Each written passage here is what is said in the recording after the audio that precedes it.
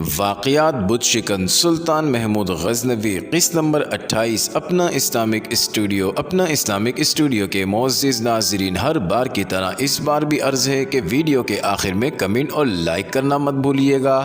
ناظرین آئیے اب چلتے ہیں واقعے کی جانب۔ میں اس کی اصلاح کر سکتا ہوں۔ عمران بلازری کس کو اپنی داشتہ بنا کے رکھتا ہے اور کس کو بیوی، ہمیں اس سے کوئی لینا دینا نہیں۔ نظام اوریزی نے کہا کہ ہم اسے امیر کارواں منتخب کر چکے ہیں، اگر اس نے کوئی غلط حرکت کی تو ہم اسے روکیں گے، مگر اس کی ذاتی سطح پر ہم کوئی بات نہیں کریں گے، کیونکہ ہمیں صحیح سلامت اور جلد غزنی پہنچنا ہے اور سلطان کو خبردار کرنا ہے کہ وہ جلد از جلد راجہ جے پال کا حملہ روکنے کی تیاری کر لے۔ قاسم بلخی نے کہا کہ تم سادہ لو انسان ہو۔ ادھر زینت عمران کے پیچھے بیٹھی گھوڑے کی چال کے ساتھ اپنا جسم عمران کے جسم کے ساتھ مس کر رہی تھی۔ ناظرین، عمران نے محسوس کیا کہ زینت کی باتوں میں نشے کی کیفیت ہے۔ زینت نے پوچھا کہ تمہیں یہ ہندو لڑکی کیوں اچھی لگتی ہے؟ کیا میں اس سے کم خوبصورت ہوں؟ عمران نے کہا کہ زینت، میں تمہیں پہلے سب کچھ بتا چکا ہوں، اب دوبارہ دہرانے کی ضرورت نہیں ہے۔ میں تمہیں یہ کہنا چاہتا ہوں کہ ایک مسلمان عورت کے کردار کو ایک غیر مسلم عورت کے کردار سے بہت بلند ہونا چاہیے، اور یہی ایک اعلیٰ نسل اور اعلیٰ خاندان اور اعلیٰ دین کی پاسداری کرنے والی عورت کی پہچان ہے۔ وہ اپنے کردار کو بلند رکھے، اپنی عزت کا تحفظ کرے، اپنے آپ کو نمائش کی چیز نہ سمجھے۔ تم ایک عورت ہو اور عام عورت نہیں، بلکہ ایک مسلمان گھرانے سے تعلق رکھتی ہو اور مسلمان ہو۔ تمہارے ساتھ ظلم نہ میں نے کیا ہے اور نہ ہمارے قافلے میں سے کسی نے کیا ہے۔ تمہارے باپ نے تمہیں پیسوں کے عوض امیر بوڑھے کے ہاتھوں تمہیں فروخت کر دیا۔ اس بوڑھے نے بھی تم پر کوئی ظلم نہیں کیا، بلکہ تم پر اگر کسی نے ظلم کیا ہے تو وہ تمہارا باپ ہے۔ اس لیے تم اپنے باپ کے ظلم کی سزا نہ خود کو دو اور نہ کسی اور کو۔ اپنے اخلاق و کردار کو بہتر بناؤ اور ایک عظیم مسلمان عورت بن جاؤ۔ اپنے اس حسن، اپنی جوانی، اپنے جسم کی حفاظت کرو۔ ماضی میں جو ہو چکا اسے بھول جاؤ، اپنا مستقبل بہتر بنانے کی کوشش کرو۔ میں اس وقت کسی کے بھی جسم سے کوئی سروکار نہیں رکھتا۔ مانتا ہوں کہ تم بہت حسین ہو، تمہارا جسم آگ کی مانند ہے جو مجھ جیسے جوان آدمی کے دین و ایمان کو جلا کر راکھ کر سکتا ہے، لیکن میرے سامنے میرا فرض ہے۔ میں اپنے فرض سے کسی کی خاطر سبکدوش نہیں ہو سکتا اور نہ اپنے فرض سے غافل ہو سکتا ہوں۔ ناظرین، عمران نے فاطمہ سے کہا کہ تم کوشش کر رہی ہو کہ میں تمہاری آگ کی لپیٹ میں آ جاؤں، لیکن میں دنیاوی لذتوں سے دستبردار ہو چکا ہوں۔ میرے ساتھیوں نے مجھے امیر کارواں منتخب کیا ہے، اس لیے میں نے اپنی خواہشات اور جذبات قافلے پر قربان کر دیے ہیں۔ امیر مختصر قافلے کا ہو یا پوری سلطنت کا، اسے اپنی خواہشات، اپنے جذبات سے دستبردار ہونا ہی پڑتا ہے۔ اس کے ذہن میں دوستی اور دشمنی کا تصور بھی بدل جاتا ہے۔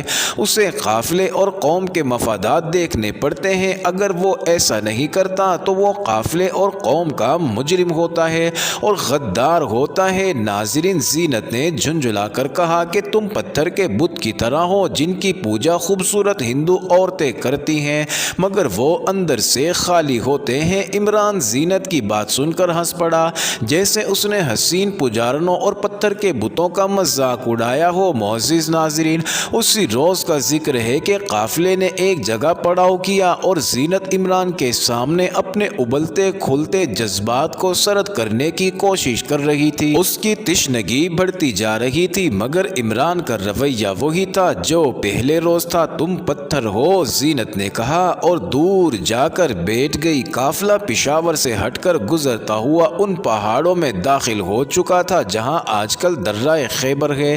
عمران ان راستوں سے واقف تھا۔ اس سلسلہ کوہستان میں پانی کی قلت تھی۔ عمران اس درے میں داخل ہونے سے پہلے قریبی گاؤں میں جا کر قافلے والوں کے لیے کھانے پینے کا سامان لے آیا اور ساتھ ہی یہ خوشخبری سنائی کہ اب ہم محفوظ علاقے میں داخل ہو گئے ہیں جہاں پکڑے جانے کا خطرہ نہیں رہا۔ ناظرین، اسی علاقے میں انہوں نے قیام کیا۔ گرمیوں کا موسم تھا، یہ بے آب و گیا علاقہ تھا جہاں دن کے وقت سورج کی تپش سے پتھروں سے آگ کے شعلے نکلتے محسوس ہوتے تھے۔ تھے، پتھر انگاروں کی طرح دہکتے تھے۔ نصف رات تک سفر کرنے کے بعد انہوں نے قیام کا فیصلہ کیا۔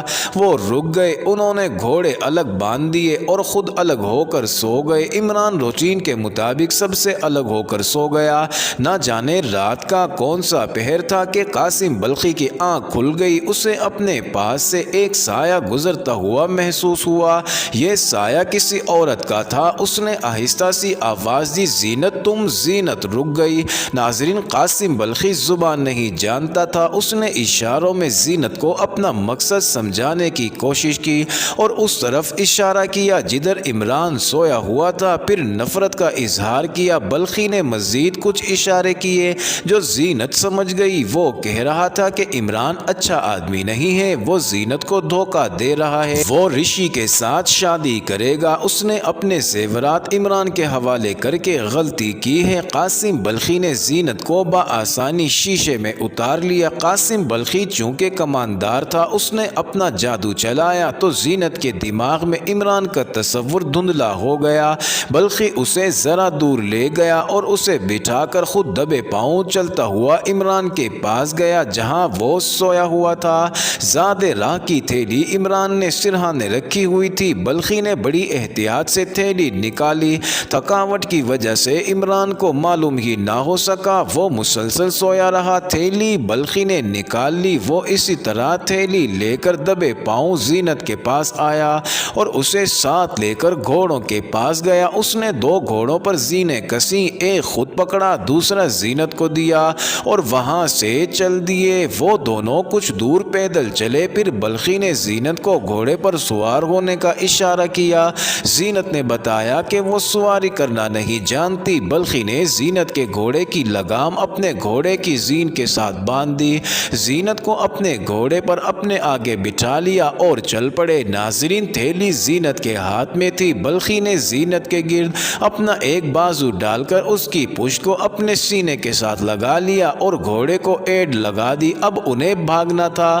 جب وہ گھوڑے سرپٹ بھاگے تو رات کی خاموشی میں دو گھوڑوں کی ٹاپوں کی آواز گونج اٹھی۔ سب سے پہلے عمران بیدار ہوا۔ عمران نے اٹھتے ہی سب سے پہلے تھیلی دیکھی تو تھیلی وہاں نہیں تھی۔ اوریزی اور جگموہن بھی جاگ گئے۔ انہوں نے جا کر گھوڑے دیکھے تو دو گھوڑے غائب تھے، قاسم بلخی اور زینت بھی غائب تھی۔ اوریزی نے کہا کہ عمران چلو ان کا پیچھا کرتے ہیں، وہ زیادہ دور نہیں گئے ہوں گے، میں اس بلخی کو اپنے ہاتھوں سے قتل کروں گا۔ ناظرین، عمران نے کہا کہ جس لڑکی کو وہ لے گیا ہے وہ ہماری ملکیت نہیں تھی اور جو خزانہ وہ لے گیا ہے وہ سلطنت غزنی کا خزانہ نہیں تھا، انہیں پکڑنا ہمارے فرائض میں شامل نہیں بلکہ فرض سے انحراف ہونا ہے۔ عمران نے کہا کہ نظام بھائی، میں تم دونوں کو اسی لیے جلدی راجہ کی قید سے آزاد کرانا چاہتا تھا کہ راجہ کا اگلا حربہ یہی ہونا تھا کہ ایک خوبصورت دوشیزہ تم دونوں کے درمیان بٹھا دی جانی تھی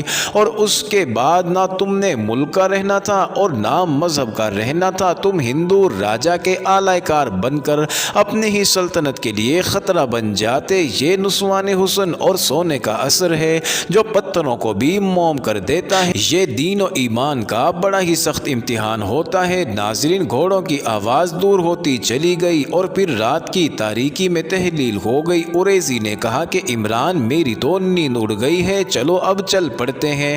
انہوں نے ایک گھوڑے پر رشی کو سوار کیا اور دوسرے پر جگموہن کو، اور عمران اور اوریزی ساتھ پیدل چل پڑے۔ انہوں نے فیصلہ کیا کہ باری باری سواری کریں گے۔ رشی کے گھوڑے کی باگ عمران نے پکڑ لی اور چل پڑے۔ رشی نے کہا کہ وہ زینت کو زبردستی لے گیا ہوگا۔ عمران نے کہا کہ نہیں، مجھے یقین ہے کہ وہ خود گئی ہے، بلکہ قاسم کو وہ بھگا کر لے گئی ہے۔ اچھا ہوا وہ چلی گئی ہے۔ صبح طلوع ہوئی تو بلخی اور زینت بہت دور نکل گئے تھے۔ وہ گھوڑے دوڑاتے ہوئے جا رہے تھے۔ ناظرین، قاسم بلخی اس راستے پر جا رہا تھا جو ان فوجوں نے بنایا تھا جو ہندوستان پر حملہ آور ہوتی رہتی تھی۔ قاسم اسی راستے سے قیدی کی حیثیت سے راجہ کی بچی کچی فوج کے ساتھ گزرا تھا۔ یہ واحد راستہ تھا جس پر بھٹکنے کا خطرہ کم ہوتا تھا۔ جب سورج پہاڑوں کے عقب سے ابھرا تو بلخی کو پہاڑوں کا ایک ایک پتھر نظر آنے لگا۔ تب اسے خیال آیا کہ وہ مجرم اور چور ہے۔ عمران اور نظام اوریزی لازمی اس کے تعاقب میں آ رہے ہوں گے، اسی لیے وہ گھوڑا دوڑاتا جا رہا تھا۔ وہ پرانا اور تجربہ کار سپاہی اور گھڑ سوار تھا، مگر جرم کا بوجھ اس پر بھاری پڑ رہا تھا۔ اس نے اسے سوچنے ہی نہ دیا کہ گھوڑے تھک جائیں گے، یہ علاقہ میدانی نہیں پہاڑی ہے۔ راستہ گھومتا اور اوپر ہی اوپر چڑھتا جا رہا تھا۔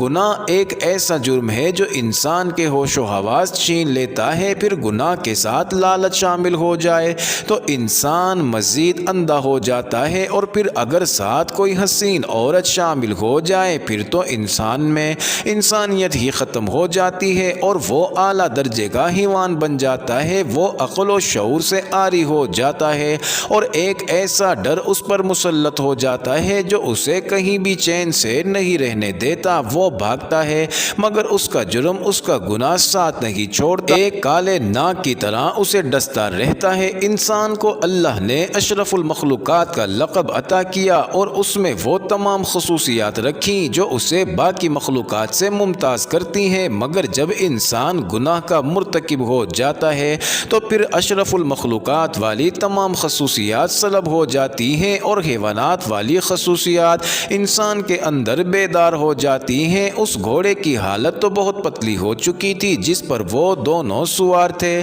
وہ گھوڑا پسینے میں نہا گیا تھا اور تھک چکا تھا، اس کی سانسیں پھول رہی تھی۔ دوسرے گھوڑے کی حالت اس لیے بہتر تھی کہ وہ خالی ساتھ ساتھ بھاگ رہا تھا، اس پر زین کے سوا کچھ وزن نہ تھا۔ قاسم بلخی نے گھوڑا روکا اور ادھر ادھر دیکھا مگر گھاس کی ایک پتی بھی نظر نہیں آ رہی تھی اور نہ کہیں پانی کا نام و نشان تھا۔ اس خطرے کے پیش نظر کہ عمران لوگ اس کا پیچھا کر رہے ہوں گے، وہ راستے سے اتر گیا اور ایک عمودی چٹان کے سائے میں رک گیا۔